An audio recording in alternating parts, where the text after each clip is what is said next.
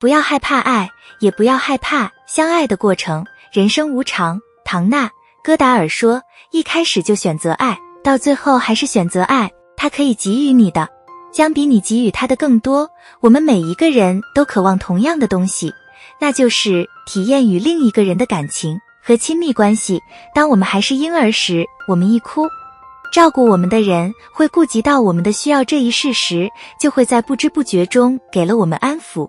但是为什么当我们在面对一个爱自己的伴侣时，我们有时候会觉得不得不筑起一堵高墙呢？是的，有一定程度的恐惧绝对是不足为奇的，但当害怕坠入爱河以至于无法自拔时，可能是正在经历恋爱恐惧症。精神病学家纳雷达博士解释说，恋爱恐惧症被定义为对恋爱的过度恐惧，这对心理健康和社会关系都是有害的。心理学家罗米娜·塔瓦奈宁博士在一篇题为《为什么我们害怕去爱》的文章中说，一个人可能会在不同程度上对坠入爱河恐惧，这是基于这个人的依恋模式和在早期创伤中形成的防御机制。一个抑郁和焦虑的母亲可能无法帮助孩子处理强烈的情绪和感受，导致孩子感到不安全和依赖，或者也许和自己的父亲在情感上疏远，导致在情感上被自己的家庭或出身所束缚。因此，童年时的依恋就成为了一个模板，告诉自己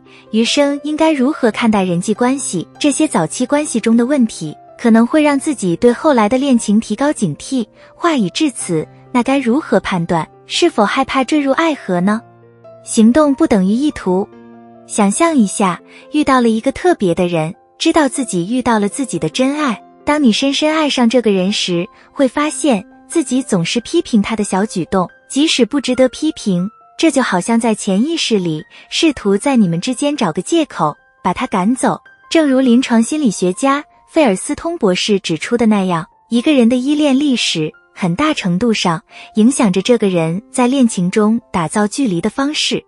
比如疏离型的人可能不想和别人走得太近，而且不喜欢别人依赖他们。当他们重要的另一半对没能从他们身上得到更多表达不满时，他们会觉得伴侣太粘人了，导致他们甚至会进一步退缩。有恐惧回避型依恋的人在事态发展的过于接近时，倾向于抽身而退，但当他们感到伴侣正在疏远他们时，会发生相反的情况。那么，你记不记得自己有过行为和自己的感受不相符的时候，吹毛求疵？有没有小伙伴过于关注伴侣的缺点？是不是陷入了过度分析他们的行为和意图的陷阱？可能会听到自己内心的声音说，他从来没有努力庆祝过周年纪念日，他并不真正关心你。尽管另一半完成了 90% 的任务，你却执着于那 10% 未完成的任务。根据治疗师大卫·布劳克的说法，这种消极的内心独白是你内心自我批评的结果。一个人对自己越挑剔，就会对别人越挑剔，对最亲爱的人更是如此。这种内心的批评是一个可怕的人生教练，只会制造距离。如果大家觉得这支影片很有帮助，记得点赞并订阅我们的频道。那么我们继续下一点，疏离。举个例子，你的另一半对你倾诉他和同事之间的矛盾，但你却发现很难参与到谈话中来。费尔斯通博士解释说，这就是传说中的情感分离。如果害怕和自己爱的人走得太近，就会保持距离。开始一段新的恋情时，感到紧张是很自然的。坠入爱河的行为需要承担真正的风险。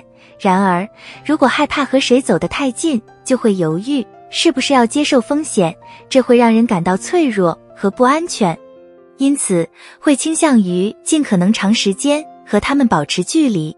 二次揣测，大家有没有过这样的经历？和某人约会时，自己无比兴奋，但第二天就有声音进来了，他只是表现得很好，他没那么喜欢你。突然间，兴奋变成了怀疑和恐惧。按照费尔斯通博士的说法，二次揣测实际上可能是害怕坠入爱河的迹象。一旦爱触手可及，就会开始质疑它。这可能表现为试图找茬争吵，或将伴侣推开。因为和一个人亲近，会激活自己对失去的恐惧，而且我们早年间没有感受过爱的痛苦。情感不外露。在恋情中，你有没有变得会委婉表达自己的真实感受，而不是直接说出来呢？有资质的婚姻和家庭治疗师艾丽森·戈马斯解释说，就好像伴侣做了让自己不舒服的事情时，发现很难解释自己的感受。身心健康上的一篇文章说，害怕亲密关系的人很难主张自己真正想要的东西，此外还喜欢将某些事情留给自己，以保持较低的期望。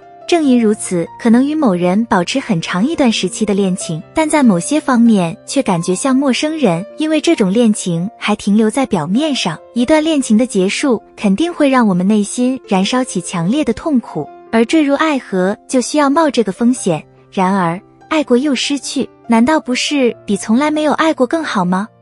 爱是人类最有价值的经历之一，与爱过于亲近，会让一个人失去有意义的人际关系。爱需要牺牲，但它也可能是一个人面临的最充实、最无私的挑战之一。